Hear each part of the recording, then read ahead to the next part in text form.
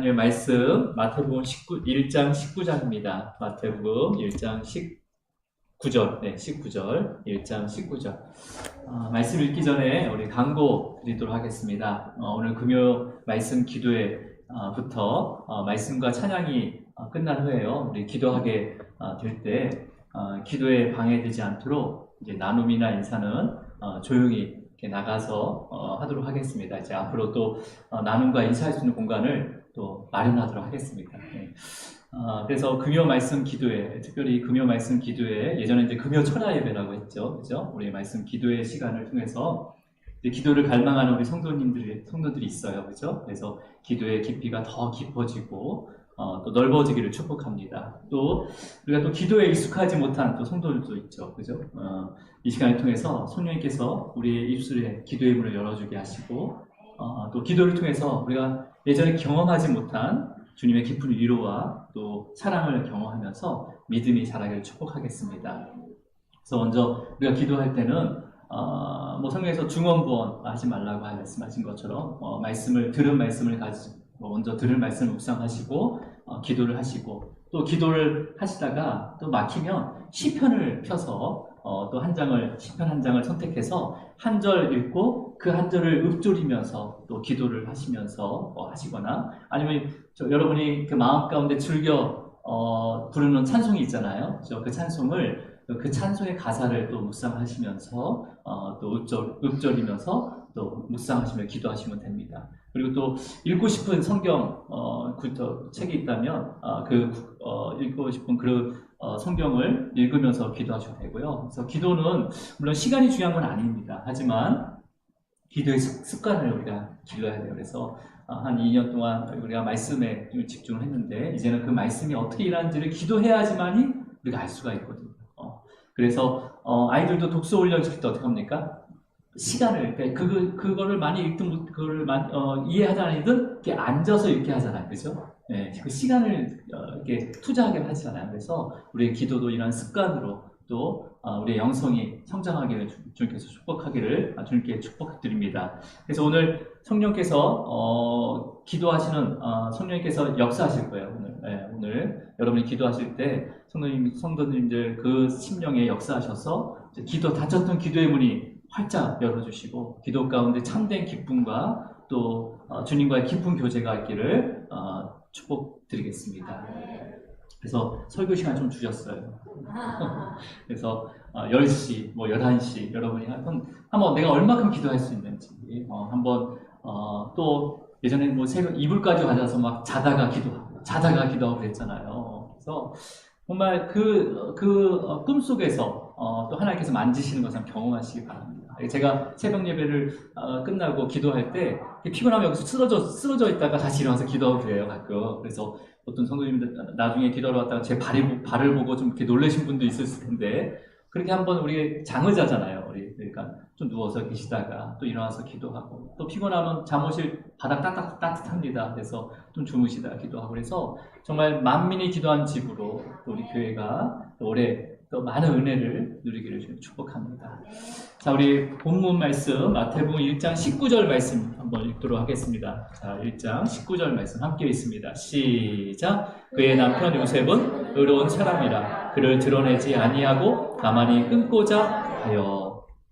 기도하겠습니다. 주님 감사합니다. 우리가 마태복음을 말씀을 묵상할 때 그 복음서에 또 하나님 예수 그리스도의 그 가르침과 또 사도들의 그 부르심 가운데 또 어떻게 살아가야 되는지를 또 깨닫게 하시고 우리가 그것을 그냥 아는 것, 지식으로 끝나는 것이 아니라 이제 기도할 때 그것을 지혜로서 또 주님께서 삶을 살아가게 하시고 믿음을 더하여 주시옵소서. 오늘 말씀을 들을 때 성령님께서 그 말씀 한자 한자에 또 하나 깨달음을 주게 하시고 믿음에 이르기까지 또 우리의 삶에까지 역사하여 주시옵소서. 감사하고 예수 그리스도 이름으로 기도드립니다. 아멘. 우리 인사 나누도록 하겠습니다. 주님으로 사랑하고 축복합니다. 주님으로 사랑하고 축복합니다. 네, 주님으로 사랑하고 축복합니다. 네, 주님으로 사랑하고 축복합니다. 우리가 이제 새벽마다 마태복음을 묵상하고 있습니다. 그죠? 4월 중순까지 마태복음을 묵상하는데 마태복음, 복음서의 복음서 중에서 마태복음은 특별히 유대인들에게 전하는 복음의 메시지입니다. 그래서 유대인들에게 전통 유대인들에게 메시아로 오신 그 예수 그리스도의 그 정체성과 또 가르침을 전하는 복음서이기 때문에 1장에 먼저 시작하는 게 계보예요, 계보. 그래서 예수님의 계보가 어디서부터 시작했다? 바로 아브라함부터 시작했다라고 하면서 아브라함과 또 여러의 인물들과 함께 다윗 왕과 함께 연결돼서 그 구약의 예언의 말씀을 성취하러 오신 그 예수 그리스도를 드러내고 있습니다. 그래서 보통 이제 유대인들의 계보를 나열할 때는요, 우리가 창세기에서도 봤지만 죽다라는 동사를 많이 씁니다. 메스에 죽었다. 메스에 죽었다. 이렇게 죽었다는 동사를 많이 반복해서 사용하는데 마태복음의 계보에서는요. 여러분 이제 마태복음 녹음하면서 1장은 다 읽었을 거예요. 그죠? 어떻게 되어 있냐면 누가 누구를 낳고 하면서 낳다라는 동사를 계속 반복하고 사용하게 됩니다. 이건 뭐예요? 생명을 통해서 복음이 전해진다. 우리의 생명을 살리고 생명을 통해서 우리의 복음이, 예수 그리스도의 복음이 전해진다라는 것을 강조하고 있는 거죠. 자, 그래서 우리는 생명을 사랑해야 되는 거죠. 근데 우리 육신의 생명뿐만 아니라 영혼의 생명을 더 사랑해야 되는 거예요. 자, 그러면서 여러분, 우리가 계보를 다 이제 보면서, 1장을 쭉 읽으면서 주목할 것은 뭐가 있냐면, 여인의 이름이 들어가 있어요. 그죠? 4명의 여인의 이름을 언급하고 있었습니다. 그래서 그 당시에는요, 유대인들의 족보에는요, 여자가 절대 포함될 수가 없습니다. 뭐 지금도 족보에 우리나라의 족보를 보면 여자 이름은 들어가지 않아요. 죄송합니다. 예. 그럴 때가 있었어요. 지금은 아니죠. 그죠? 근데 마태복음에 기록된 계보에는 4명의 여인인데 그 여인 다 이방 여인이에요. 이방 여인. 예. 가나안 여인과 모압 여인. 그 다음에 또 해줬어. 그러니까 예수님이 계보에 이런 이방 여인이 포함시켰다는 것은요, 이미 뭐예요? 이방인에게도 구원의 은혜를 허락하셨다라는 것을 지금 계보를 통해서 알려주십니다. 그리고 예수 그리스도의 그 계보에 포함된 여인, 이방인이면 그 이방인이 그러면 굉장히 도덕적이고 세상 기준으로도 굉장히 순결한 여인이라고 생각할 수 있지만 실제로 계보에 올라간 이방 여인에게는요, 굉장히 수치스러운 사건들이 다 포함이 되어 있습니다. 그래서 유대인들이 보면 굉장히 부끄러운 계보가 되는 거죠, 이겁니다. 그렇죠? 누가 보더라도 부끄러운 계보죠. 그리고 첫 번째 여인 중에서 다말이라는 여인은요, 가나안 여인이에요. 그리고 야곱, 그러니까 아브라함과 이삭과 야곱, 이 계열의 넷째 아들 유다의 며느리였어요. 근데 그 며느리 다말은요, 시아버지 유다와 동침해서 아들을 낳아서 예수님의 계보에 오르게 됩니다. 막장 드라마죠. 그죠? 네. 또 라합이라는 여인도 있어요. 라합은 그 가나안 땅, 여리고 그 성의 매춘부였습니다. 뭐 기생이라고 했지만 사실은 매춘부였어요. 몸을 팔아서 삶을 살아가는 굉장히 부정한 여인이었지만 그 여인을 또 살몬이라는 자가 또 아내로 맞아들여서 계보에 오르게 됩니다. 그리고 룻도 있었죠, 그죠? 룻은 모압 여인이었어요. 모압 여인이었고 과부였습니다. 그냥 그렇게 살다가 끝나는 거예요. 근데 보아스를 통해서 이 룻이 오벳을 낳게 됩니다. 그래서 또 계보에 오르게 되는 거죠. 그리고 이제 우리가 1장을 보면요, 4번째 이방 여인이 누가 나오냐면 다윗과 동침한 바로 솔로몬을 낳은 헷 사람 밧세바가 나오게 됩니다. 근데 이 1장의 계보에는요, 밧세바라는 이름이 기록되어 있지 않습니다. 오히려 우리아의 아내라고 표현이 되고 있어요. 우리 1장 6절 한번 읽어볼게요. 시작. 나으리니라 다윗은 우리아의 아내에서 솔로몬을 낳고라고 되어 있어요. 네. 헬라 원문에는요, 우리아의 아내라고 이제 지금 우리가 번역이 되어 있지만 헬라 원어에는요, 그냥 우리아에게서 솔로몬을 낳았다라고 기록하고 있습니다. 우리아는 그 장군이거든요. 남자가 애를 낳아요. 그런 개념이 아닌 거죠. 그 안에는 어떤 게 있는 거예요? 어떤 게 있는 거예요? 원래 밧세바는 남의 남편이다라는 게 기록이 된 거죠. 그죠? 그러니까 마태복음을 기록한 이 세리 마태는요, 솔로몬이 밧세바에게서 분명히 다윗과 동침해서 밧세바에게서 낳았는데 그렇게 하지 않고 바세바의 원래 남편 우리아에게서 나왔다라고 명시한 건 뭐예요? 이 다윗 왕이 유대인들이 가장 자랑스럽게 여기고 그 다윗의 후손에서 메시아가 나고 다윗 같은 그 왕이 다시 세워져서 우리 이스라엘을 더 번성하게 할 거야. 이게 바로 하나님의 나라야 라고 생각했던 그것을 완전히 무너뜨리는 거죠. 그래서 다윗이 저지른 그 부끄러운 죄를 그대로 계보에 표현하고 있었어요. 그렇죠? 여러분 역사서에 보면요 부끄러운 건 다 지워요. 사실은 그렇지 않습니까? 위인전을 쓸 때도 좀 이렇게 부끄러운 것들은 다 지웁니다. 근데 그대로 있는 그대로 표현하는 것을 볼 수가 있어요. 여러분, 그러니까 이건 어떤 걸 의미하는 거예요? 그 복음서를 통해서 예수 그리스도의 그 탄생을 통해서 구원의 그 이루어가는 것은 뭐예요? 인간의 행위나 혈통이나 아니면 그런 거에 상관이 없다는 거예요. 인간의 어떤 의로움도 포함시키지 않고요. 오히려 우리의 악함, 인간의 그 악함과 죄에도 불구하고 하나님의 그 선하심과 그 계획은 부인할 수 없다. 구원의 계획은 부인할 수 없다라는 것을 계보를 통해서 말씀해 주셨습니다. 그리고 여러분 예수님의 탄생도 마찬가지잖아요. 그렇죠? 마태복음 저자 이 마태는요. 예수님의 출생 과정을요. 유대인의 관점에서 기록을 하고 있어요. 그래서 예수님의 육신의 아빠인 요셉의 관점에서 기록한 것이 바로 오늘 본문에 포함된 말씀이에요. 근데 누가복음은요. 마리아 관점에서 예수님의 탄생을 기록하고 있어요. 한번 나중에 읽을 때 한번 비교를 해보세요. 자, 그러면 여러분 요셉은 분명히 다윗의 계보라고 이렇게 1장에 소개되어 있고 그 다음에 오늘 본문 말씀에 보면 아브라함과 다윗의 계보로 이 요셉은 의로운 자다라고 소개를 하고 있습니다. 여러분 그래서 의로운 자라 성경에서 이제 오늘 본문에 들어가 있는 의로운 자라는 단어는요 그 원어적으로는요 하나님의 율법과 계명을 바르게 지키는 자라는 의미를 가지고 있어요. 그렇죠? 가지고 있습니다.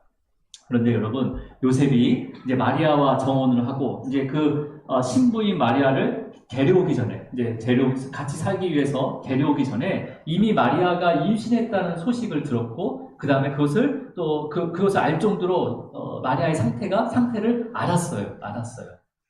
그렇다면 여러분 요셉이 의로운 자라면 정혼을 한 후에 마리아가 잉태한 것은 분명히 가늠한 거잖아요. 그죠? 이스라엘 백성들의 결혼은 두 번이죠. 첫 번째는 신부 집에서 하고 그냥 동침하지 않고 각각의 집에 가서 신랑 집에서 신부와 함께 살 집을 마련한단 말이에요. 그리고 신부를 데리러 올 때 맞아서 올 때까지는 그 순결을 지켜야 되는 거죠. 신부로서의 삶을 살아가야 되는 거죠. 예수님도 다시 이렇게 오십니다. 우리를 이렇게 구원하시고 우리를 신부라 의롭다 칭하시고요. 이제 다시 오실 때는 우리를 그 순결한 모습을 보시고 하나님의 나라로 데리고 가는 거죠. 근데 간음을 했단 말이에요. 다른 남자가 생겼다는 거죠. 다른 남자가. 그러니까 의로운 자라면 율법대로 간음했으니까 처벌해야 되는 거잖아요. 요셉이. 정혼을 했지만은. 근데 성경은 가만히 끊고자 하였다라고 기록하고 있습니다. 자, 우리 19절 읽어볼게요. 19절 시작. 그의 남편 요셉은 의로운 사람이라 그를 드러내지 아니하고 가만히 끊고자 하여. 여기서 가만히 끊고자 했다는 것은 일단 은밀하게 사람이 알리지 않고 사람들에게 이렇게 드러나지 않고 소문나지 않도록 그 마리아를 잉태시킨 그 사람에게 보내고자 했다라는 의미를 가지고 있어요. 자, 여러분 의로운 사람은요 율법을 철저히 지키기 위해서 어떤 것을 말씀을 가지고 정죄하거나 아니면 이렇게 징계를 하는 사람이 아닙니다. 의로운 자는요. 성경에서 말하는 의로운 자는 의로운 자의 원어적음이 제가 말씀드렸듯이 하나님의 율법과 계명을 바르게 지키는 자를 의로운 자라고 제가 말씀을 드렸잖아요. 근데 여기서 율법과 계명을 바르게 지키는 자는 뭐예요? 그 목적을 잘 알고 있다는 거예요. 율법을 그냥 문자적으로 이것을 막 지키고 애쓰는 게 아니라 그 율법을 주신 목적을 정확히 알고 있어서 그거에 따라서 바르게 지키고 있는 자를 바로 의로운 자라고 할 수가 있습니다. 여러분, 시내사에서 처음에 율법을 주셨잖아요. 그죠? 시내사를 위해서 율법을 주셨어요. 근데 그 율법을 통해서 뭘 계속 알려주고 있죠? 십계명을 통해서 이거는 죄야, 이거는 죄야, 이거는 죄야. 그러니까 이스라엘 백성들이 430년 동안 애굽의 노예로 있었기 때문에 이게 죄인지 아닌지 알 수가 없었단 말이에요. 분별을 할 수가 없는 거예요, 죄에 대해서. 그래서 십계명, 계명을 율법을 주심으로 인해서 죄를 깨닫게 하신 거죠. 근데 그냥 깨달아서 끝나는 것이 아니라 또 이 죄에 대한 해결함을 주셨어요. 바로 레위기법을 통해서 제사법을 주셔서 여러 가지 5대 제사를 통해서 그 깨닫는 죄를 가지고 그 성막으로 들어오는 자는 누구든지 그 죄를 사함을 받을 수 있도록 제사법을 허락해 주셨다는 거죠. 그럼 뭐예요? 바로 이스라엘 백성, 하나님의 백성을 살리기 위한 바로 사랑이 바로 이 율법이라는 거예요. 여러분, 그러니까 율법대로라면 마땅히 돌에 쳐서 마리아를 죽여야 되는 거예요. 요셉은 의로운 자이기 때문에. 의로운 자이기 때문에. 율법과 계명을 지키는 자잖아요. 의로운 자라. 근데 바르게 지키는 자라는 거예요. 그래서 마리아와 그 태아를 살리기 위해서 자기를 희생하는 거죠. 자기를 희생하고 자비를 베풀고 있는 거예요. 여러분, 여기서 자비는요, 헤세드를 얘기합니다. 사랑이고, 인애고, 그 다음에 긍휼인 거예요. 긍휼인 거예요. 여러분, 그러니까 율법과 그 다음에 정죄하는 거, 율법을 지키고 정죄하는 거는요, 딱 그 누구 생각납니까? 네, 사울 정도, 사울 된 바울 된 사울. 생각나지 않아요? 율법에 대해서는요, 깨알처럼 다 알고 있었어요. 그죠? 그 다음 정죄함은요, 누구보다도 정죄함을 잘했던 자가 바로 바울이었단 말이에요. 그죠? 바울만큼 의로운 자가 없었을 거예요. 그 당시에. 근데요, 사랑이신 그 예수 그리스도가 빛으로 오셔서 바울을 만나주셨잖아요. 그죠? 그래서 이제 바울된 사울이 어떻게 얘기합니까? 어떻게 고백해요? 어떻게 고백하냐면 로마서 13장 8절 말씀. 로마서 7장까지는요, 회심이에요. 그래서 8장 이후로는 회심 이후의 삶을 얘기하거든요, 바울의. 자, 로마서 13장, 회심한 다음에 어떻게 고백하는지, 우리 13장 8절 이렇게 읽도록 하겠습니다. 시작. 피차, 사랑의 빛 외에는 아무에게든지 아무 빛도 지지 말라. 남을 사랑하는 자는 율법을 다 이루어냅니다. 율법을 뭘로 이루어낸다는 거예요? 남을 사랑하는 자라. 우리 10절도 이어서 읽겠습니다. 로마서 13장 10절 시작. 사랑은 이웃에게 악을 행하지 아니하나니 그러므로 사랑은 율법의 사랑은 율법의 완성. 그러니까 율법의 완성은 사랑이라는 거예요. 사랑. 네. 이 사랑은요, 아가페 사랑을 얘기하는 거죠. 아가페 사랑. 여러분, 사랑은 율법의 완성입니다.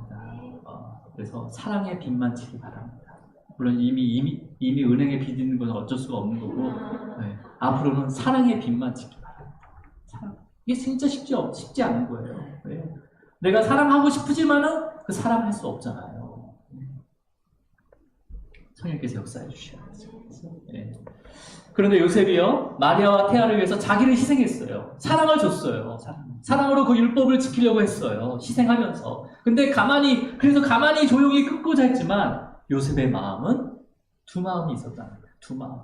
어떤 마음이 있었습니까? 우리 20절을 읽어볼게요. 시작. 이 일을 생각할 때 주의 사자가 현몽하여 이르되 다윗의 자손 요셉아, 내 아내 마리아를 데려오기를 무서워하지 말라. 그에게 잉태된 자는 성령으로 된 것이다. 이 일을 생각할 때라는 것은 단순히 그냥 내가 정말 그 마리아가 잉태되고 내가 어쩔 수 없이 이 여인을 잘 보호해야겠다, 그런 개념이 아니에요. 약간 부정적인 거예요. 이 일을 생각할 때라는 것은 뭐예요? 요셉의 심정을 읽을 수 있는 거죠. 내가 사랑으로 율법을 완성하려고 애쓰는 마음이 있지만 그 뒷마음, 한쪽 마음에는 마리아의 그 잉태를 받아들이기 힘들었고, 어떻게 이럴 수가 있냐, 나를 배신할 수가 있냐, 괴로우면서도 분한 마음이 있었다는 거죠. 요셉도 인간이잖아요. 그죠? 아무리 의로운 자라더라도 인간일 수 있잖아요. 네. 저는 의로운 자일까요? 악인일까요? 네. 저도 그런 마음이 있다는 거죠. 이거는 내가 사랑을 못 임해야지 하면서도 한쪽 마음에는 어떡하지? 네. 여러분 마음에 미움과 분노가 있는데 어떻게 하나님 앞에 의롭다고 할 수가 있겠어요? 내가 모습은 의로운 척하지만 내 마음 가운데 그러한 그 찔림이 있고 분함과 미움이 있는데 사랑하지 못하는 마음이 있는데 어떻게 내가 주님 앞에 의롭다고 얘기할 수 있겠습니까? 절대 의로운 자가 아니라는 거죠. 요셉은 의로운 자가 아니에요. 그때 꿈에 사자가 나타납니다. 요셉의 그 꿈에 사자가 나타나는 거죠. 그러면서 마리아의 잉태의 원인을 알려주시는 거예요. 알려주시고 그 다음에 태어날 아기의 이름까지도 알려주시면서 요셉에게 마리아 데려오기를 두려워하지 말라라 라고 위로하십니다. 위로하세요. 네. 그리고 유대인 중에 유대인이었던 요셉은요, 평소에 알고 있었던 그 메시아의 예언의 말씀을 듣게 되는 거죠. 여기서 들었다라고 하지만 사실은 생각나게 하신 거예요. 자, 우리 22절과 23절 한번 읽어볼게요. 시작. 선지자로 하신 말씀을 이루려 하시니 이르시되 보라 처녀가 잉태하여 아들을 낳을 것이요 그의 이름은 임마누엘이라 하리라 하였으니 이를 번역한즉 즉 하나님이 우리와 함께 계시다 함이라. 여러분, 이 말씀은 대선지자인 이사야가 또 메시아에 대한 예언의 말씀이에요. 유대인들이 너무나 그 메시아를 갈망하면서 늘 묵상했던 말씀이 바로 이사야 선지자 이 7장 14절 말씀이란 말이에요. 너무나 잘 알고 있는 말씀이었죠. 하지만 많은 유대인들이요, 어떻게 처녀가 잉태할 수 있는가? 어떻게 처녀가 잉태할 수 있는가? 그렇잖아요. 지금도 마찬가지지만 그 당시에는 처녀가 잉태한다는 것은요, 상상할 수 없던 거잖아요. 그렇죠? 그런 의문을 가지고 있었던 말씀이 바로 이 말씀이란 말이에요. 근데 지금 직접 요셉은 이 말씀이 마리아에게, 나의 정혼한 그 마리아에게 이루어진 것을 믿게 된 거죠. 그래서 요셉은 말씀에 순종하고 마리아를 데려와서요, 아기 예수를 낳기까지 동침하지 않고요, 아기를 낳자 알려주신 대로 그 이름을 예수라라고 부르게 됩니다. 여러분, 우리가 이게 말씀은 짧은 구절이지만 요셉은 의로운 자로 하나님의 율법과 계명을 바르게 지키려고 했지만요, 여전히 그 마음에 두 마음이 있었다는 것, 두 마음이 부딪히고 있었다는 것을 우리가 알 수가 있습니다. 그죠? 그러니까 요셉은 의로운 자가 아닙니다. 여러분 중에 의로운 자가 있습니까? 우리 중에 의로운 자는 한 명도 없어요. 의로운 척은 할 수 있죠. 하지만 의로운 자는 없습니다. 하지만 그때 천사가 나타나서 이사야 말씀을 주시면서 처녀가 잉태한 사건을 믿게 했어요. 그 말씀 믿게 했어요. 네. 그러면 그 요셉의 의로움을 누가 완성한 거예요? 하나님께서 천사를 보내서 말씀을 생각나게 하셔서 완성시킨 거죠. 그래서 믿음을 주신 거예요.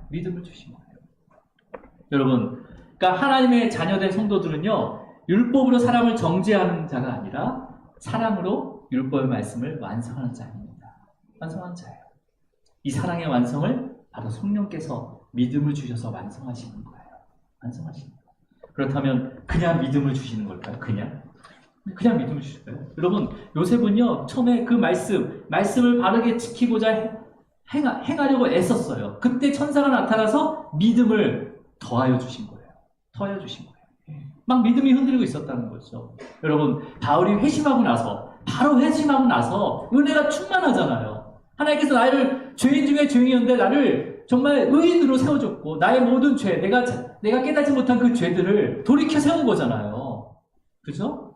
근데 회심하고 나서 바울이 뭐라고 얘기합니까? 오호라, 나는 공고한 사람이로다 라고 고백을 해요. 누가 이 사망의 몸에서 누가 나를 건져냈고 라고. 이 고백을요, 회심한 다음에 했다니까요. 이 고백을. 여전히 나는 사망에 있다는 거죠. 이거 뭐예요? 여전히 내 의지로 율법을 완성시킬 수 없다라고 고백하고 있는 거예요. 여러분, 성령님의 도우심이 없다면 어느 누구도 의로워질 수 없습니다. 네. 반면 성령께서는요, 무지한 자에게도요, 역사하십니다. 하지만 역사하지만 그 믿음이 자라지 않아요. 여기서 무지하자는 것은 일자 무식을 얘기하는 게 아니라 하나님을 아는 지식이 없는 자. 에게도 하나님께서는 역사하십니다. 성령께서 역사하세요. 하지만 그 믿음이 자라지 않아요.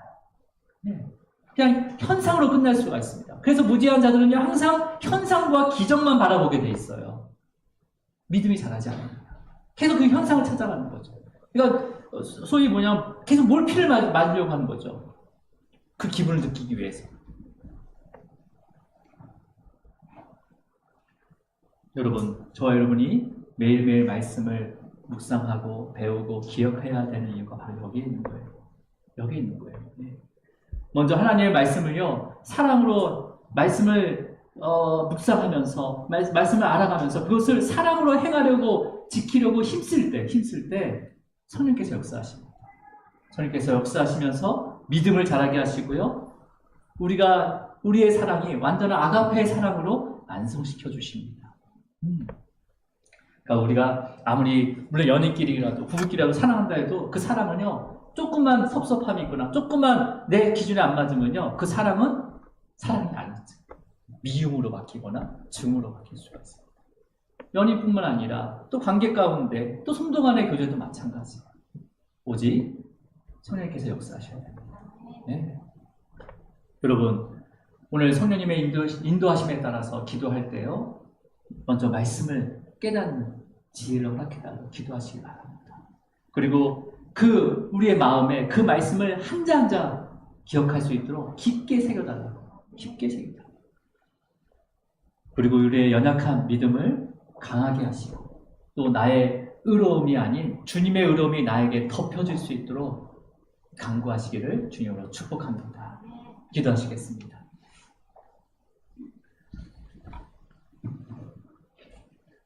주님 감사합니다. 우리를 향한 주의 사랑이 우리 안에 완성되기를 간절히 소망합니다. 주님, 어떤 것으로도 우리가 의로워질 수 없음을 고백합니다. 성령님의 그 조명하심과 성령님의 역사하심으로 말씀 하나하나를 깨달아 죄가 무엇인지 의가 무엇인지를 성령께서 알게 하시고, 주님께서 행하신 그 아가페의 사랑, 완전한 그 사랑과 그 자비의 사랑을 회복하게 하셔서 주님 앞에서 우리가 그 부르심에 합당한 의로운 삶을 살아갈 수 있도록 성령께서 역사하여 주시옵소서. 주님 감사하고 예수 그리스도 이름으로 기도드립니다. 아멘. 우리 찬양하도록 하겠습니다.